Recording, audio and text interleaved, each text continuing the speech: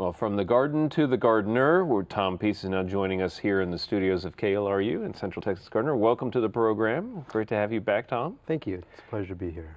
Your garden, a profusion, just a really heady mix of different kinds of things. I know you really like to add all different kinds of things together, have a lot of fun with it. And it's really kind of a cool season garden, isn't it?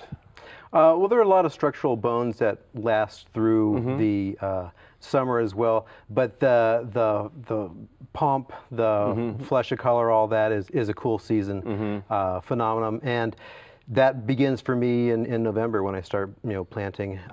It lasts all the way through, I'd say, March planting in some years. Well, our topic today, Tom, is cool season transitionals, plants that really brighten up the cool season, but then either fade away entirely or go to sleep during our Central Texas summers. This is a good group of plants for you because you're not here in the summer, are you? Right. So I enjoy them when I can. It must be nice to have kind of a bifurcated life where you're here in the winter and you're in Colorado, correct? During the warm months. So that's a nice way to garden.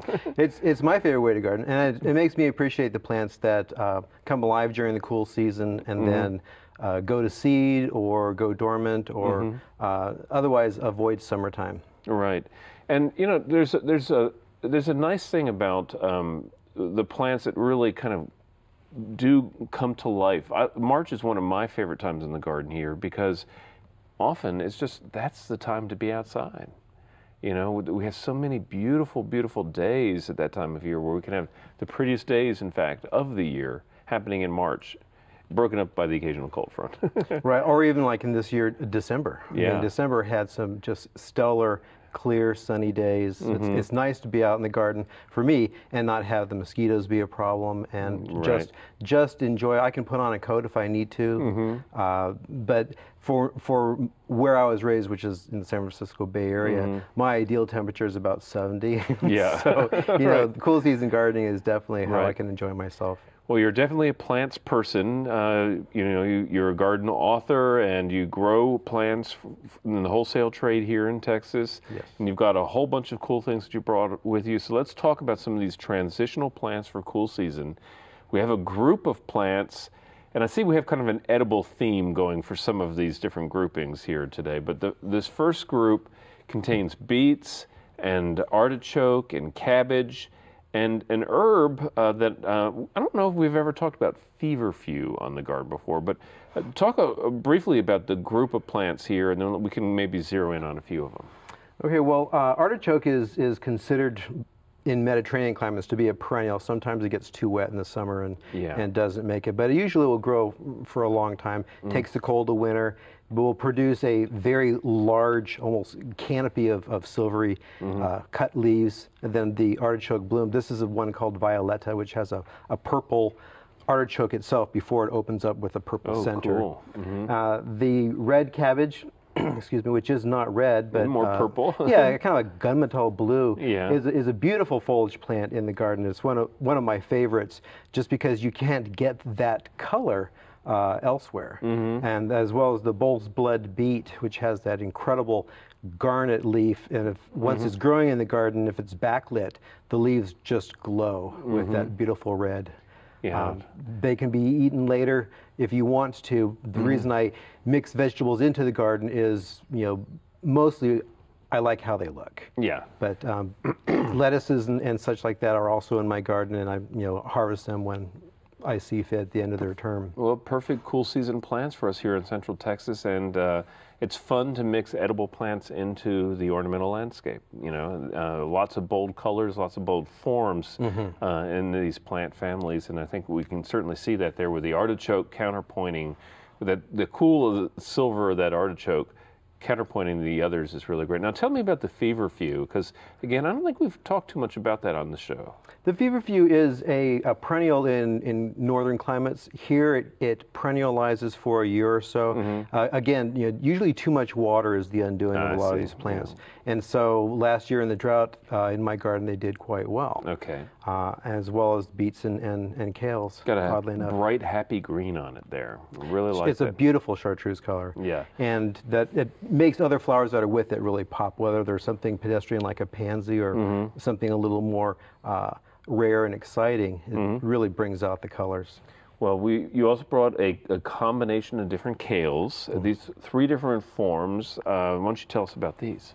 Well, these are all sold as edible kales instead of ornamental kales, and they're in their winter colors. So since they've been outside and we've been, freezing, they've had a deepening of color in their leaves. The tallest, which is the Dino kale or the black Tuscan kale, has a beautiful, like small palm tree shape. Yeah, and it absolutely. gets this dark green color to it, and very, very thick savoyed leaves. Easy to eat and enjoy in the garden at the same time because you can just pick leaves off as it grows. Sure. And the frilly leafed red boar kale normally is green in the summer when it's warmer, and that will grow all summer long as well. But the cooler temperatures make it turn that really nice amethyst purple color. The last being the red Chidori, which looks like an ornamental kale. It has a really hot magenta center and the purple outer leaves, but it's very, very edible, quite delicious. Well, beautiful plants, and as you say, delicious and fun to have in the garden for eating purposes as well. Speaking of which, a couple of other plants that you brought along. This next one, again, another edible plant. Yes. I've never heard of Parcel before. Tell me about this plant.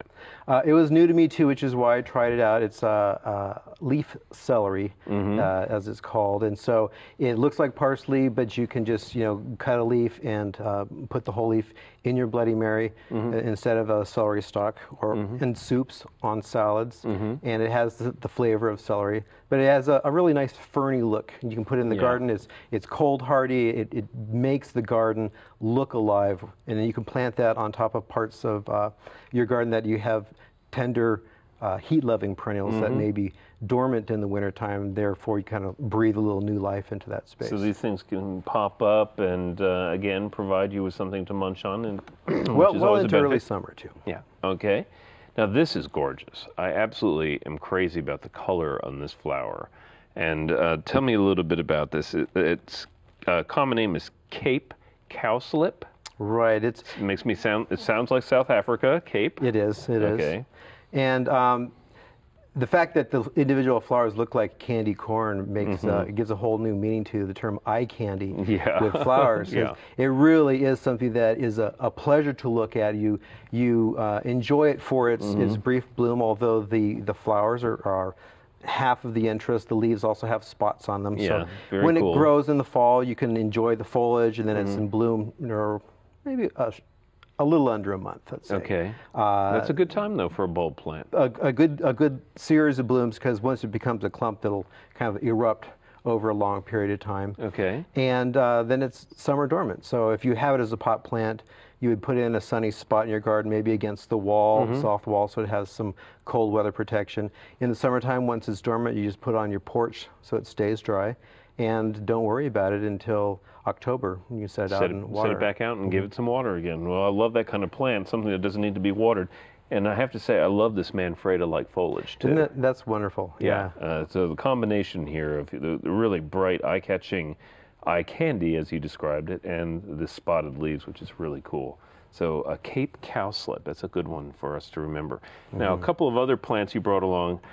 I'm familiar with Calendula. I have never seen a calendula of this color or this form before. This is one of the new hybrids. They're trying to get the orange out of calendulas. And bad orange, bad. They're doing all right, but some calendulas are sold as pink, and this this one was written up as supposedly having pink tones. I would call it more of a peachy or apricot color. I would go that way. Yeah. The reverse of the petals have that really nice marginal inking in red, which brings you can it really see that. It's good clarity. Absolutely beautiful. I love this color, and you know, it still speaks orange to me, but really beautiful, beautiful form too. Love all those petals. Really big show there, so that's great.